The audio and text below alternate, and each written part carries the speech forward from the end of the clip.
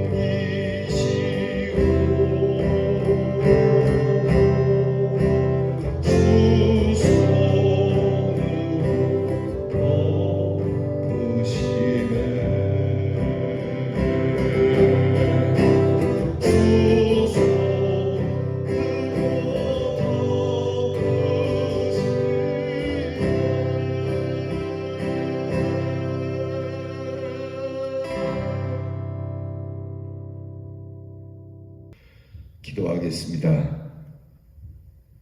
내가 너를 반석 틈에 두고 내가 지나도록 내 손으로 너를 덮겠노라 하신 주님, 6월절의 심판 가운데서도 어린 양의 피로 그 귀한 백성들을 보호하시고 이 능력이 오늘도 저희들에게 임하사 죄와 사망 가운데서 우리를 건지시고 이 코로나 질병 속에서도 주의 오른손으로 우리를 덮어주시는 하나님의 능력을 찬양합니다. 우리의 모든 인생의 짐을 돕기시고 죄악에서 끌어올려 힘을 주시며 측량 못할 은혜로 채우시고 성령의 강함을 주시며 큰 기쁨 중 주님을 찬양하도록 우리를 도우신 하나님께 감사를 드립니다. 이 주의 구원의 은총을 오늘도 노래하고 날마다 노래하며 주님 오시는 날 주님 앞에 더 크게 이 구원의 은총을 찬송할 날을 바라보며 오늘도 인생의 메마른 길을 걸어가더라도 피곤치 아니하며 주의 지팡이와 막대기로 인도하시고 안위하시는 주의 사랑 안에 거하며 담대하고 당당하고 기쁘고 즐겁게 살아가는 주의 백성들이 되게 해 주시옵소서. 하나님 아버지, 실로 놀라운 말씀 우리에게 평안을 주시니 감사합니다. 참으로 깜짝 놀랄 만큼 우리에게 기쁨을 주시는 하나님께 감사를 드립니다. 우리를 거느리시고 우리를 하나님의 길로 인도하시는 우리 하나님의 이 귀한 은혜를 주여 우리 모든 성도들이 오늘 있는 곳에서 더없이 찬송하며 이 하루 온종일 주를 노래하게 하여 주시옵소서. 오늘도 죄악된 세상 속에서 그리스도의 십자가를 지고 하나님 앞에서 거룩하게 살게 하시고 하나님이 주시는 귀한 힘과 능력으로 성도답게 하나님께 구원을 받은 사람답게 성령으로 무장된 사람답게 용맹한 군사처럼 살게 하여 주시옵소서. 하나님 앞에서 주시는 귀한 주의 말씀에 아니라 하는 법이 없으며 우리의 이치에 맞는지 안 맞는지 그것이 합리적인지 비합리적인 것이 따지는 것이 아니라 하나님이 말씀하셨은즉 하늘이 우리에게 보여주신 증거대로 걸을 수 있게 하여 주시옵소서. 오늘도 우리의 사랑하는 성도들을 도우시고 건강하게 하시고 고통 가운데서 자유하게 하시고 우리의 사랑하는 자녀들에게 하나님의 놀라우신 그 귀한 구원의 손이 언제나 이 새벽부터 밤늦도록 하나하나 세세하게 간섭하시고 역사하시는 충만하신 복이 있게 해 주시옵소서. 예수님 이름으로 기도하옵나이다. 아멘. 오늘 우리가 함께 나눌 묵상 말씀은 욥기 12장 1절로 6절 말씀입니다. 욥기 12장 1절로부터 6절 말씀 저와 함께 같이 봉독하겠습니다. 욥이 대답하여 이르되 너희만 참으로 백성이로구나. 너희가 죽으면 지혜도 죽겠구나. 나도 너희같이 생각이 있어 너희만 못하지 아니하니 그 같은 일을 누가 알지 못하겠느냐. 하나님께 불러 아뢰어 들으심을 입은 내가 이웃에게 웃음거리가 되었으니 의롭고 온전한 자가 조롱거리가 되었구나. 평안한 자의 마음은 재앙을 멸시하나 재앙이 실족하는 자를 기다리는구나. 강도의 장막은 형통하고 하나님을 진노하게 하는 자는 평안하니 하나님이 그의 손에 후히 주심이니라. 아멘. 소발의 말에 욥이 대답을 하는 말씀입니다. 오늘 말씀을 읽게 되면 이게 서로 논쟁에 가깝다는 생각이 듭니다. 어떻게 보면 지금 가장 친하고 지혜롭다고 생각하는 친구들조차도 욥을 비난하고 나서며 하나님은 욥의 편이 아니라 자신들의 편임을 내세우는 친구들의 말에 욥은 상당히 예민해져 있고 마음이 상해져 있는 것이 드러나고 있습니다. 여러분, 이렇게도 친구의 입장을 조금이라도 이해해 줄 수는 없는지, 지금까지 욥이 하나님을 믿어 순전한 믿음을 지키고 경건하게 살았는데 그렇게 기도의 응답을 받았는데 지금은 정반대의 모습이 되고 조롱을 받으니 욥의 입장에서는 더구나 기가 막힐 노릇이죠. 욥은 친구들에게 그들의 주장과 지혜가 어리석고 교만하다고 같이 반박하고 있습니다. 그러니까 이 모습이 지금 그러니까 처음에는 위로하러 왔고 깨우치려고 하고 회개시키려고 하고 좀 더 자기들의 말을 통하여서 욥에게 기회를 주고자 했던 일이 친구들 간에 의의가 상하고 말다툼을 하고 논쟁을 하게 되는 상황으로 번진 것이죠. 욥도 지지 않습니다. 욥이 그냥 이 대목에서 내가 무슨 말 하겠느냐 이렇게 잠잠했으면 했는데 욥도 지지 않고 있습니다. 예수님께서 많은 사람들이 예수님이 평소에 하셨던 말씀을 들어서 십자가를 질 때 고난을 받을 때 조롱할 때에 예수님은 아무 말씀하지 않았습니다. 도살장에 끌려가는 어린 양처럼 묵묵히 얘기해봐야 소용없다는 걸 주님도 아셨기 때문에 잠잠한 것이 오히려 더 덕이 되고 또 은혜가 된다라고 하는 사실을 주님은 너무나 잘 알고 계셨던 것이죠. 여러분 이쯤 되면은 내가 욥이라면 욥처럼 우리도 이렇게 논쟁을 하겠습니다만 오히려 주님의 방법을 택해서 침묵하는 것이 더 복된 줄로 믿습니다. 욥이 이렇게 친구들하고 논쟁할 정도면 욥에게 고난이 왔다고 했지만 이렇게 말싸움할 정도로의 힘은 있는가 봅니다. 그래도 이 정도로는 아직은 내가 건재하다라고 하는 그런 느낌도 들고요. 그럼 우리가 참 다시 한번 생각하면 욥이 답답하겠지만 욥을 뭐라고 할 수는 없지만 욥이 조용했더라면 다른 친구들이 조용했으면 더 좋았겠지만 이 상황에 욥이라도 조용했으면 좋을 텐데 욥도 친구들에게 한마디 합니다. 오늘 욥이 얘기하는 건 겁니다. 너그만 의인이냐? 그래, 너 잘났다 이 얘기거든요. 그래, 너 잘났다. 너가 의인이네. 너희가 죽으면 너희 이 세상에 지혜도 없어지겠네. 그래, 너가 말하는 거 나도 알아. 이렇게 얘기하는 거거든요. 여러분, 우리가 서로의 대화를 할 때에 이 상대를 무시하는 말은 참 삼가해야 되는데 이게 감정이 들어가면 참 어려운 겁니다. 감정이 들어가면 결국 상대를 무시하는 말을 할 수밖에 없는 우리의 좁은 소견, 우리의 닦아지지 않은 인격이 참 부끄러울 뿐이죠.